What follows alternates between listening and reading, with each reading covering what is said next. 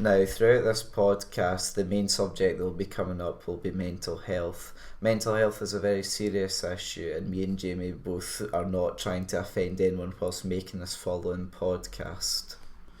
If anyone does suffer for this, please do follow the links in the description for help.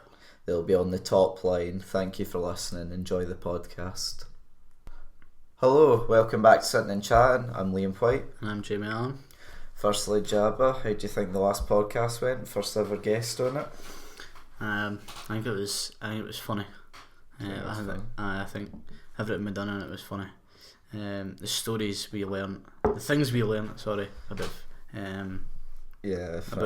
Francis was, some were weird, some were funny.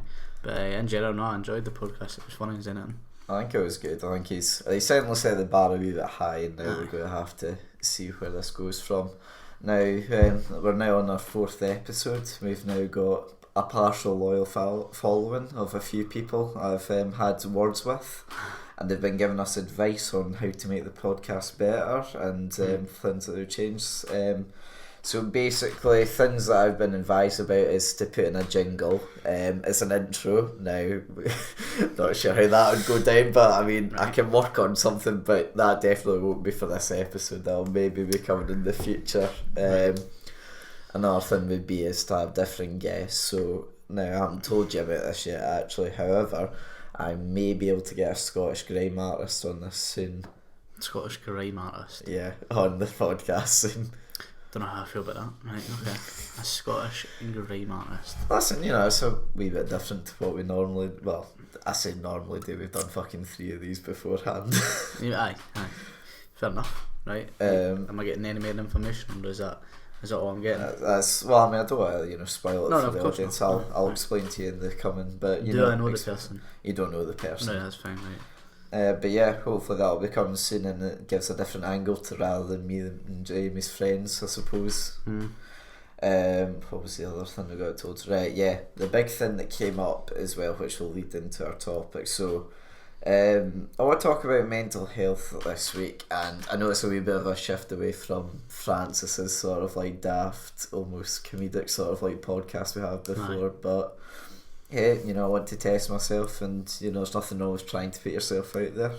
Cool. And like we said in the intro, of course, like me and Jamie always like to have a laugh, we always do, but we'll try our best to not offend anyone the best way possible for this. Now, Jamie, do you want to play a game here? A game, right, okay. The game is now basically another one of the main complaints that we got from our podcast. Now, it's pretty positive. There's actually been a few folk that I didn't expect, say from like school and that, who I haven't actually spoken to in a few years, have sort of said, they like it, they enjoyed it. However, though, a few people closer to my heart have complained about the swearing that goes on in the podcast, which, it's fair, they say it's not professional, which... No, right, I understand, don't get me wrong.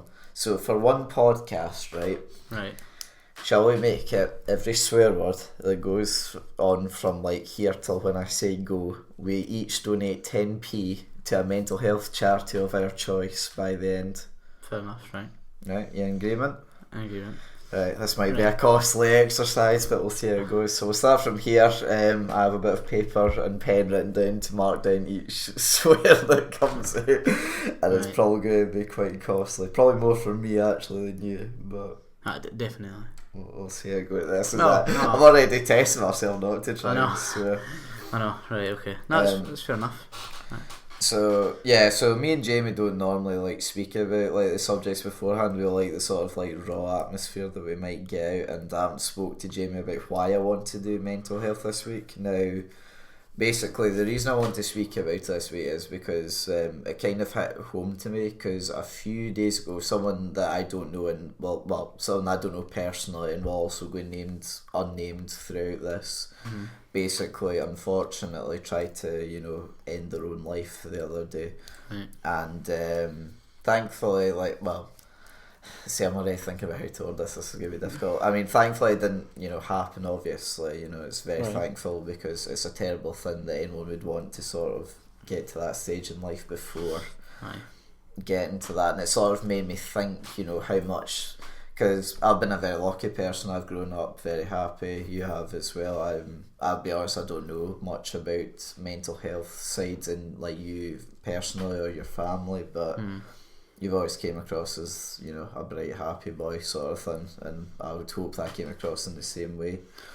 We've all got inner demons, I'd say, but mental health is, or at least very seriously, thankfully, something I've never suffered from. Is there anything you've suffered from? Nah, no on a personal level in terms of no family members or nothing like that that's went through that. For family members went through the side of, you know, end their own, you know, their own life, but no in the terms no for mental health issues. I would say, I think he wasn't all there, but not you know, like it wasn't mentally challenged or nothing like that. But so on a personal level, no, I've never been through nothing like that. So I did a wee bit of research, as I like to do as a good podcast leader, into like, because obviously, so this incident happened a few days ago, and one of my mates really suffered from this, and I've been trying to sort of like, you know, help them get through the process. I apologise from that. That was not meant to happen, and the phone is on Do Not Disturb anymore. Very professional there, Liam. I do like that. Yep. As a good podcast leader, he said. Well, 4 podcasts and it was bound to happen, wasn't it? And you know what he had the cheek to say? Oh, do you have your phone on silent? Yes, I do. My phone was on silent. I do want to point out, however, I didn't realise that FaceTime blocks through that. I'd maybe mute the... Yeah, the computer I didn't realise as well come through. So I apologise to people that heard that. Now, let me just find the statistics right. So in 2014, the suicide rate in Scotland was 14.5% per 100,000 people in Scotland, which is down from 16.6% in 2013. And the most common age of suicide in Scotland is between 25 to 45. Now, 14,500 people are ending their lives every year. Well, in 2014, ended their life due to mental health, suicidal reasons, like 14.5% per 100,000 people. Think about that. Like, it's a big sum. That's like fucking massive. Yeah. That was from the mental health orgs. Apologies. And between 2012 to 2015, 1 in 6 adults in Scotland have reported symptoms of mental health conditions. 1 in 6. 1 in 6 adults. That's, you know, that's crazy to think about. Mm-hmm. But it also makes you think, in general, like how many people are going through so much different stuff. Yeah, no. You know? But yeah, that's a big sum. I mean, I can't imagine. Thankfully, I've never been in the position where I've so to put it in perspective, I can't remember if I mentioned it before, but I suffer from anxiety. It's nowhere near like as bad as some people do, but I do, you know, from time to time it gets quite bad, and the way I used to deal with it anyway was, and I still occasionally do, I'm not proud to admit it, but you know, I end up like punching walls and stuff to like try and calm yourself down. Mm-hmm. And I know that's not what to a certain extent these same people are going through, but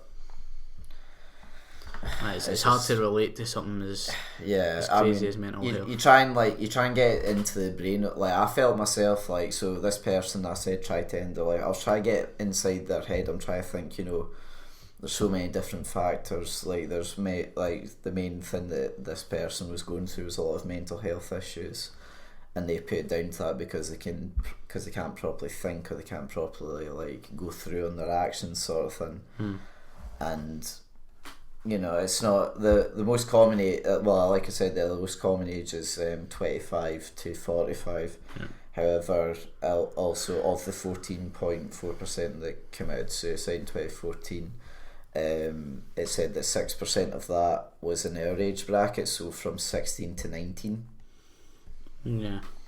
Do you think there's a lot of stress maybe on like people of our age, that maybe like it all builds up and then maybe these mental health issues come through?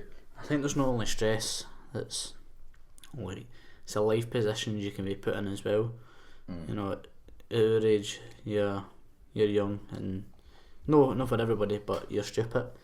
So in general, if you go out and to a party and you get somebody pregnant, that puts you in a position where you're like, I'm far too young for this. Yeah. And you think so much different stuff going on through your head. But there is pressure in general, you hear it every day, the economy's getting worse, or the government's doing this, the environment's getting worse, and this and that. And it's like, is there going to be a job for me? I need to make a living. So there is stress at our age, but no, again, without knowing what they're going through, you can't really put in perspective how bad it is.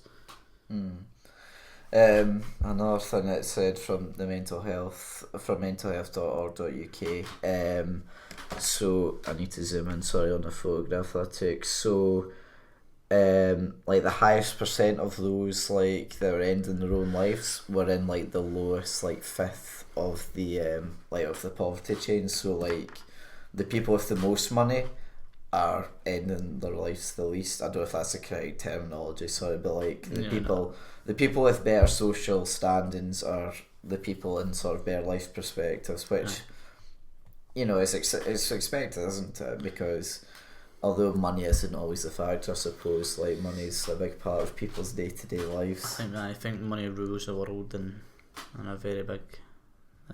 Money. People say the old phrase, money can't buy you happiness, but sometimes money can buy you happiness.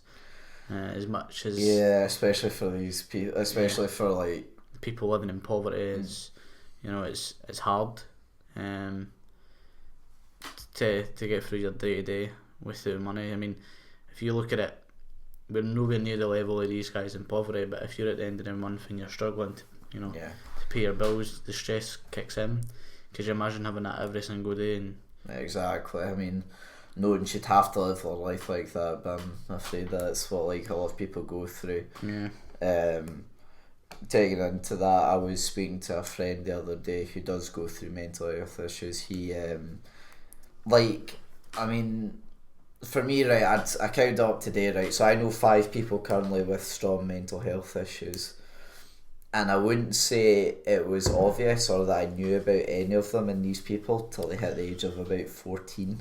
Right. However, with this boy specifically, his is so bad, like you're saying, because he's trying to get to the end of the month. Like, see, beforehand, because he used to work at a factory in Allan, so he had like all his income, he was always doing fine till the end of the week. Then then that place shut down.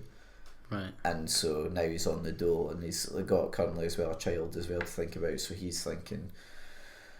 And he's fine, by the way, he has given me permission to like speak about this. He hasn't. He said, "Can I leave out his name?" But I'm allowed to speak about this person. Mm-hmm. So he was saying to me in private, look, I'm worried about paying the bills, putting the roof over my head, looking after the kid. It's big stuff, and it can turn any normal person. Pretty much like you'd lose your head eventually from it, wouldn't you? Yeah. I mean, if you go for it every day and constant worry, it's not it's not healthy. It's not constantly worrying. It's not healthy at all. It makes you feel sick every single day, and there's so much stuff that you can lose when you don't have money, or don't have a regular income, shall we say? Like you're saying about your mate there. Obviously, if he's beforehand when he was at the factory, he was making a regular income. He was probably happy in his day-to-day, life. But now it's, his table's upside down and he's struggling a bit. It's hard. Very unfortunate. I know we keep going back to Scotland, sorry, but I wanted to obviously put across because I looked at the YouTube analytics and most of our audience is Scottish that watches it, so like I'm trying to bring across maybe a Scottish point of it. The BBC reported that about 1 in 8 Scots take out, which was the 12% was the actual statistic, use antidepressants every day, and the youngest can be as young as 6 years old that take it.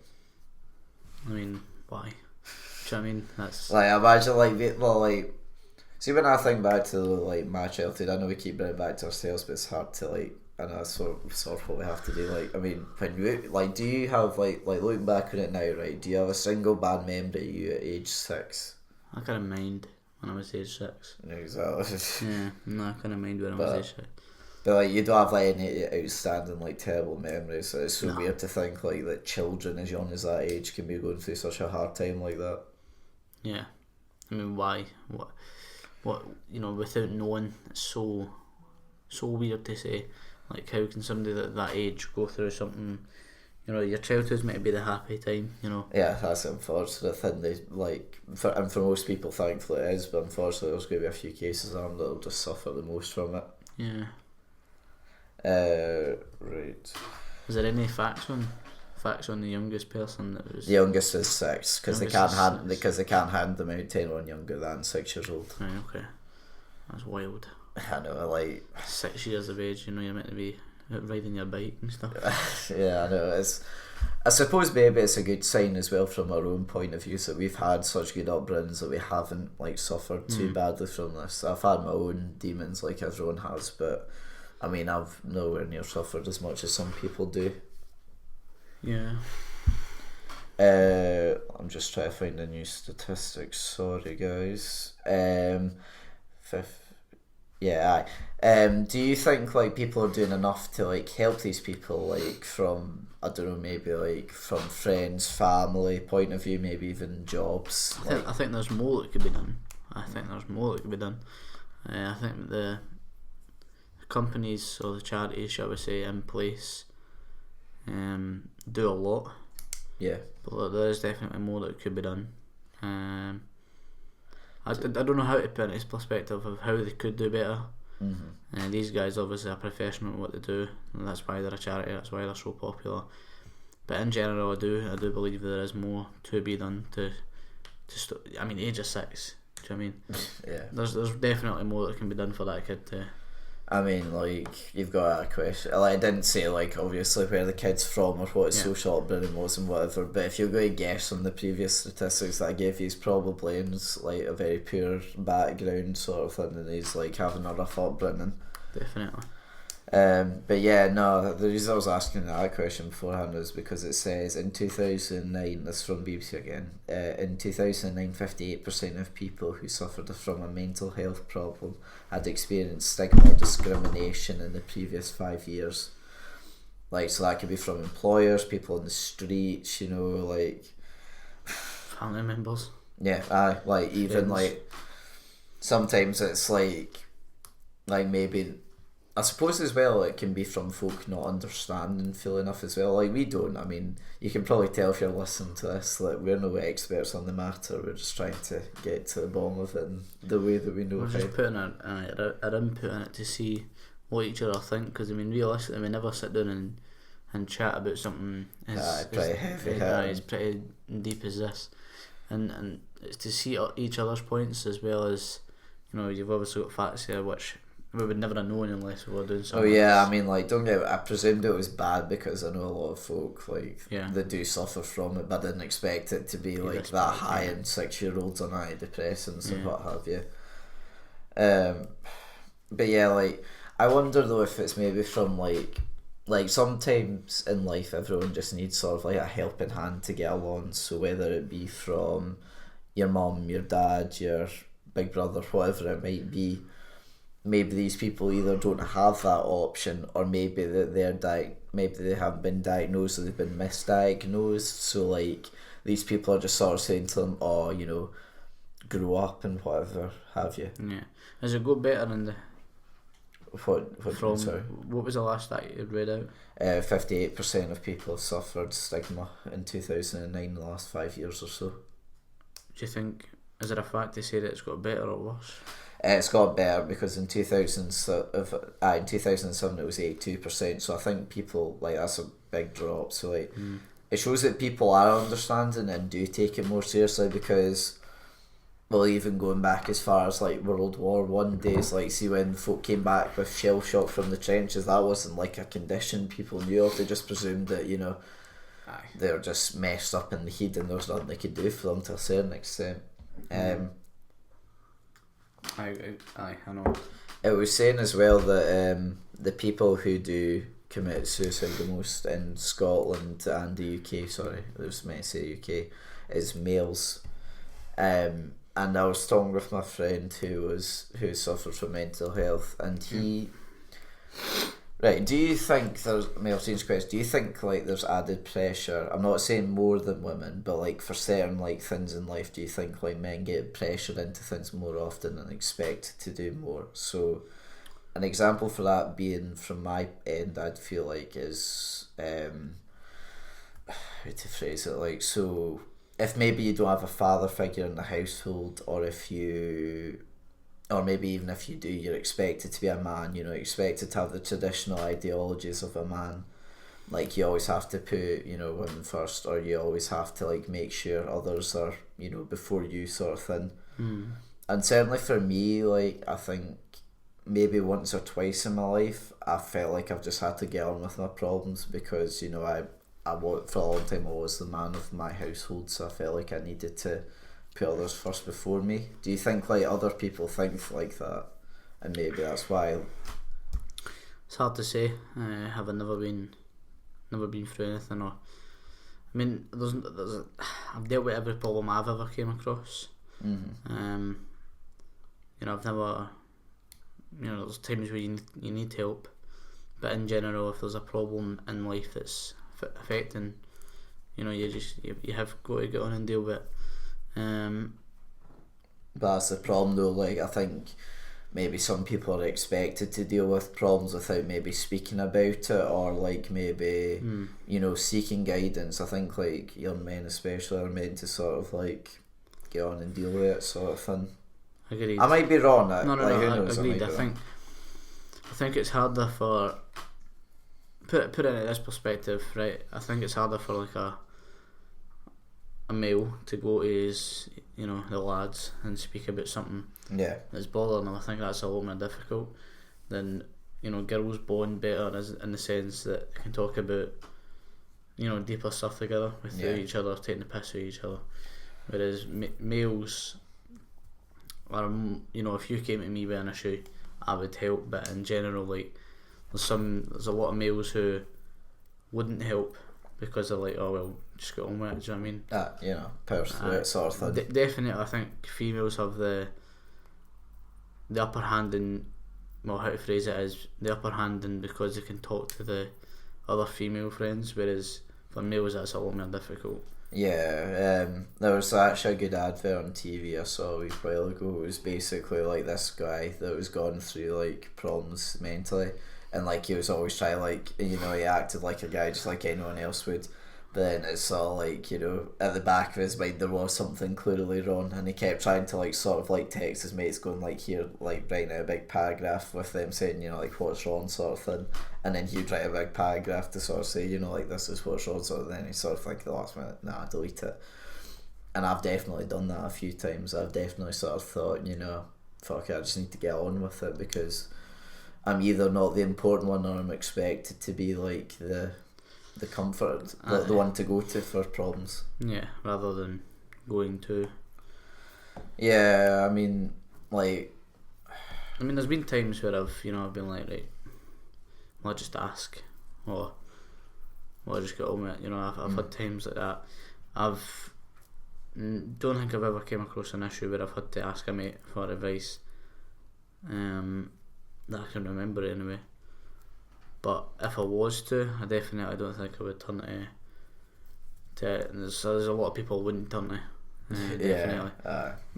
Primarily because of the response you may or may not get. Like piss take, which you know, in the general sense, I think the piss take attitude is very good to go through with life on. Like, it does a lot of people a lot of good to like sort of say, you know, it's just a joke or whatever, or just, you know, get on with it, have fun, because, you know, life is meant to be about fun. You're not meant to be, well, I know some people unfortunately will be like in a depressed way or have their problems, but in general you should like try and live life to the max, and having people around you that just have fun as well is always good. But unfortunately, when it comes to those times where you need to be serious, sometimes that can't happen. The people want to, kind of take the piss side away. They've got to always be on the piss take. Which isn't necessarily a bad thing, it's their character as a whole. Like, you can't take that away from them. So that's primarily why you wouldn't turn to them in that position. And that's why maybe as well a lot more males, like, groups are smaller than females about who you can go to, but there might only be like one or two folk that you could go to. Yeah. I wonder as well if it's like maybe like a change of time. So like I was mentioning before about World War One, like in those days it was definitely a lot harder for like males to open up about their issues. And like going like through each generation, it definitely gets easier. But I'm wondering if maybe because the generation before ours still had it like beaten into them that, you know, you need to be be like this, be the macho. Yeah, aye. It's only sort of like now that it's become acceptable for, you know, guys to almost sort of like be themselves and who they want to be. Maybe they're lacking behind their dads or whatever, and they don't want to lose, as if like maybe, I don't know, lose more pride to like them or something, sort of thing. Like they want to be like them to a certain extent. Yeah, I think it, totally off subject, I think it's basically the whole, you know, following in the footsteps is like, if you happen to be, you know, gay, or you want to feel another way, or you want to dress another way, or whatever, it's very difficult to come out and say that to your dad, you know what I mean, if he is the macho type, and yeah, you know, there's pride to be lost. That's why I think it's a good point to your generation change. 20 years ago, somebody who was gay, that would be very, very difficult. Well, maybe not 20 years ago, maybe a bit more. Like 40 years ago, 40 years would have been very, very difficult. Like it's probably to the extent where a lot of people lived their life having, you know, attractions to the same sex, but never ever came out. Whereas the generation change is probably, you know, it's a bit easier to come out. I mean, it was like, wasn't it the 60s or something that like it was only then became legal to be gay? So to a certain extent, it's almost like a new thing. I mean, like I know it's 50 years ago, but like if we're talking the grand scheme of things, it's not that long a period of time. So maybe it's just like it's still getting used to it, and I'm sure like another 20 years from now, when like maybe you and me have kids, I'm sure it'll be far more accepted even than now to a certain extent. Yeah. One thing was 81% of people that saw so the NHS basically have a target, right? So they're saying that they want to see 90% of between 6 to 18-year-olds who are suffering from mental health issues within 18 weeks, right? And they saw 81% of their target of 90, which, you know, in a target sense, I suppose, is good. But think about it, 18, like some of these people probably did wait the full 18 weeks. Imagine if you've got a problem, you go to them like saying, look, you know, I really badly need help, and then you get told, oh, you know, you need to wait a wee while or whatever, and you end up waiting 18 weeks to like get a problem sorted. Like, for some people, it only takes a split second decision for them to say, nah, do you know what, I'm going to end it all, you know. To go from, and especially if you have to wait 18 weeks to get a problem resolved, it might not be worth it to some of those people. Yeah, no. I mean, you think about 18 weeks and you're like, right, this is a very, very long time to go. 3.5 months, you're literally talking like about a quarter of the year gone. Yeah, and you know, then again, you look at it, is it something to look forward to? That's, you know, is it a turning point? Do you look forward to this turning point?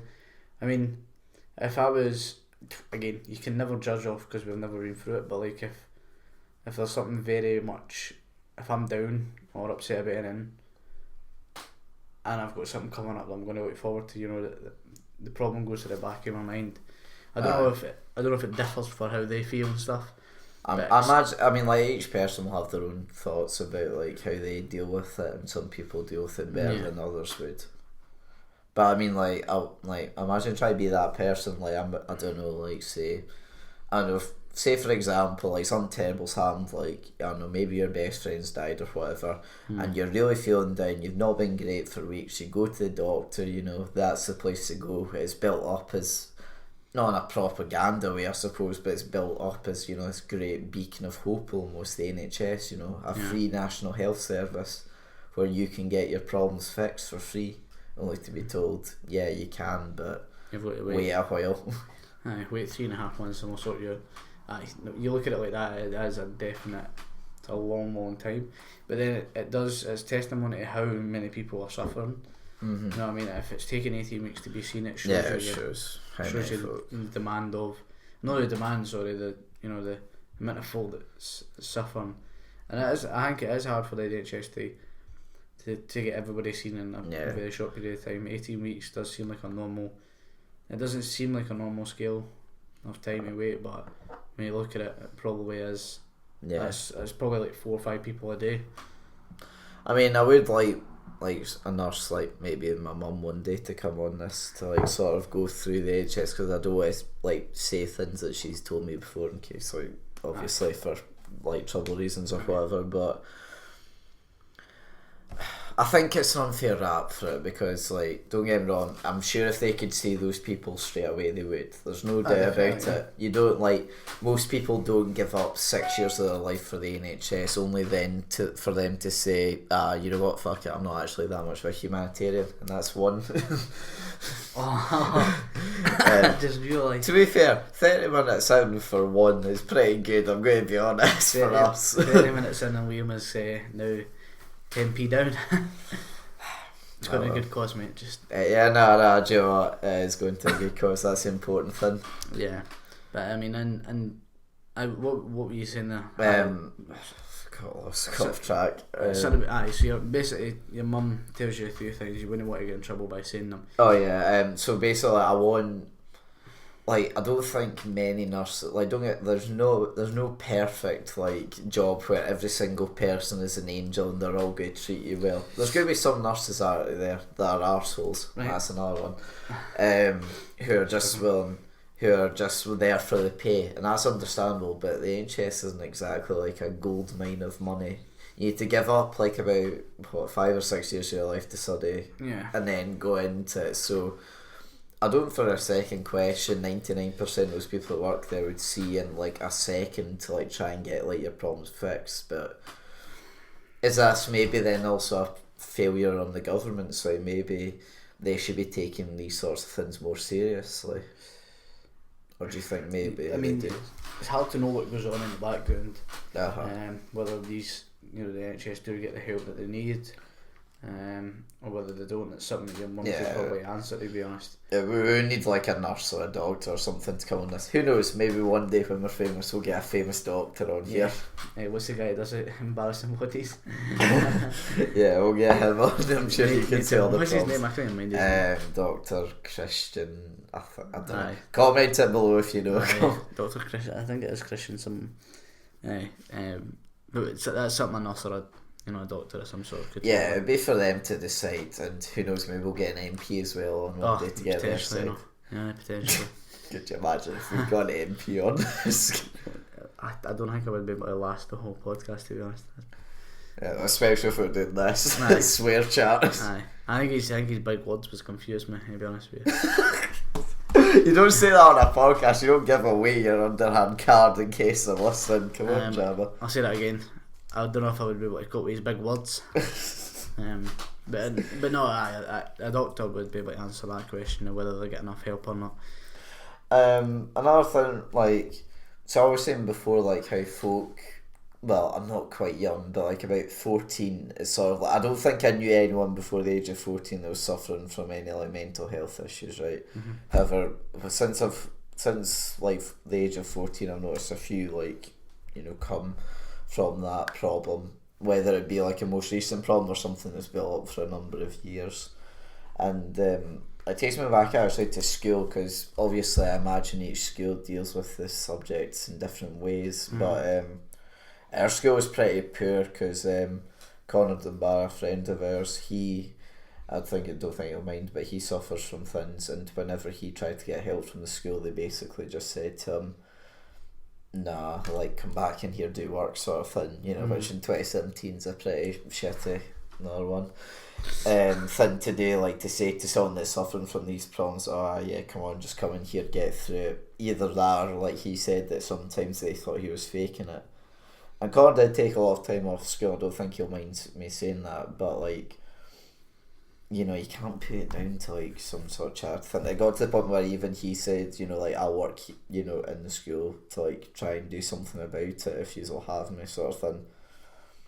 But I wonder then if like all other schools are flawed like our one was, and like how they deal with it. Aye, and again with the known people. Connor I never knew about, but in general, you know, without knowing other schools and knowing other people. Yeah, but you're probably right what you're saying. I definitely think other schools are probably just as bad as ours. yeah, like there's not going to be just one devil in this. There's going to be a whole multiple, and that's not even to say maybe these people are doing this deliberately to like. I guarantee there's a few teachers in every school that wants to help every student. Yeah, it's just maybe they're not the ones dealing with the issues they should be. They're not in the power of not got the qualifications. Even the finances, because there's a lot of money involved in these sort of for schools to help with these issues. Yeah, I mean, like, well, going back then again to the government, I suppose, like, maybe, do you think if our school had more money for it, it would be dealt with better, or do you think it would be like anything, or maybe do you think it would be like maybe more money, they just wouldn't like properly think about it? I don't know, well, you look at it now, see the year I left, or the year you left, I don't know, kind of mind. Vending machines got put in the school, and laptops were given it to every student. Yeah, that's money that, you know, could have been saved. And I do know from, I will like put on that point now to slightly back them up, so I do know from, because my uncle's a teacher and he says that the budget has to stay like in certain areas. So I imagine the school got given, I don't know, say like, here's 10 grand for electronics, whatever. And if they don't spend then the 10 grand on the electronics, they lose money for next year. Right. So the government's like, so say if they gave them, I don't know, say if they gave our school 10 grand for electronics, right? And say by the end of the year our school only spent 8, well then the council will say, oh well, you've only spent 8, you only need 8 for next year, sort of thing. But then next year, I don't know, something might happen, like all the servers break or something, so then they're actually needing the money. So what you actually get then is like that panic buy sort of thing. That's why there will have been iPads in our school. That's why there will have been, like, you know, things like that. Like things that to a certain extent, yes, are pointless, but if they don't spend the money, they don't get it, and it's better to have like a kit of extra that. It definitely is testimony to the government. You know, they're not doing right by the schools. You know, if they're taking money away from them because they never spent it, then it's. I know that's in one case example. I should point out, I don't know what every school's run like. I don't know if that's the same for our council. But it certainly happens in a council area that's near ours, but I won't say on microphone where that is in case some people get into trouble. But it's testimony of what the government are doing for budgets and stuff. I don't know. It seems quite annoying because all I seem to have like thought for this, like however long this has been going on for, is that there's so many problems and there doesn't seem to be a solution, because it could be like money, government, schools, people you're surrounded by, friends, family, children, you know, previous incidents, you know, all these things. Like, I don't even know how you spend. I don't even know how you come around the problem to like help these people. That is why there's charities in place. I mean, which all the links are in the description below. Us two, a couple of guys, I'll have no idea on how to maybe support this sort of issue. But in general, you know, there's charities there for a reason, and they can help with these issues. Just make sure my phone isn't silent. If I vibrate. No, but in general, these people can help with these issues. Yeah. I do think we're running out of things to say, and I think we're going on a bit of a tangent, so I think I might end it now, if you're good with that, if you've got nothing else to add. Yeah, no. The one thing is, I do want to say, although I did just say that I don't know a lot, and that's absolutely true. Me and Jamie, I think you all in that as well, that we do not know a lot about these issues. I don't, and I think it's an issue I'm gonna go away and I do want to definitely come back to this, maybe with like a guest, like of maybe someone who can help us in this position. I want to have a guest one day who's employed in this area and can give us more details. Yeah, and I'm definitely going to go away and research it, because it is a growing. Well, I don't want to say it's a growing issue, but it sort of is a growing issue. Yeah, it's a growing. Like, don't get me wrong, in certain areas of mental health, because mental health's not just one thing, like suicide, which is the main issue that we covered, but it's hundreds of different wee areas, and although it's maybe going down in one area, it doesn't necessarily mean it's going up in the other one. Yeah.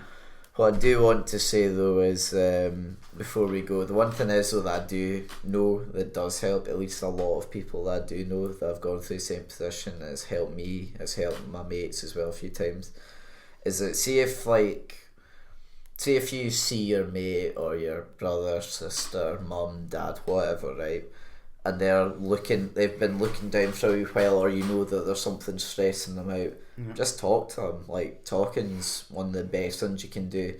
Hell, it costs nothing, you know. If you care about the person, it could potentially save a life, I suppose. Yeah. Because you can either stop that problem, or maybe you can like figure out what to do from that problem. Yeah, at least help with the problems. You know what I mean? There's never like, I know it goes back to that sort of like, I don't know, bullying model you get at school, but like, if you see something, like, try to like step in and do something about it. Don't let it go like unnoticed. Like, so say if you, I don't know, notice your mate says he's been down for a long time, he's feeling really bad, like, that's fine that you've listened to him, but then do something about it. Don't ignore it. Go to any one of the charities in the links, or if you know your own charity, then go to that and try and help this person, because hell, life's short. Don't cut it down even shorter than it is. Yeah. Visit the charities. Don't be embarrassed to help somebody out, or feel like you need to help somebody out. You know, if they're talking to you, they 9 times out of 10 want to help. Yeah. Right, I think it's time to end it there. I did only, however, though, there was only 3 swear words that were said during the whole. That was just kind of impressive. And it was a subject. It was a subject that, you know, there wasn't any really swearing. I didn't require it. I didn't really think that was. Maybe I'm more mature than I thought it was. Maybe I just thought it would be all the time. And 2 of those weren't put in there deliberately. So, tell you what, I'm going to donate £5 to a charity. I'm going to do my research though about what charity I want to do, and for proof, I'll put up a screenshot of it afterwards. I'll put £5 towards a charity of my choice once the podcast is done recording, because. Hell, and if you're going to say, oh well, £5 isn't a lot, well, you do better then. And every penny does count anyway. Yeah. Right, I've been Liam Whyte. And I've been Jamie Allan. Thank you for listening. Next week we'll have a new guest on, and we'll see you then. Goodbye.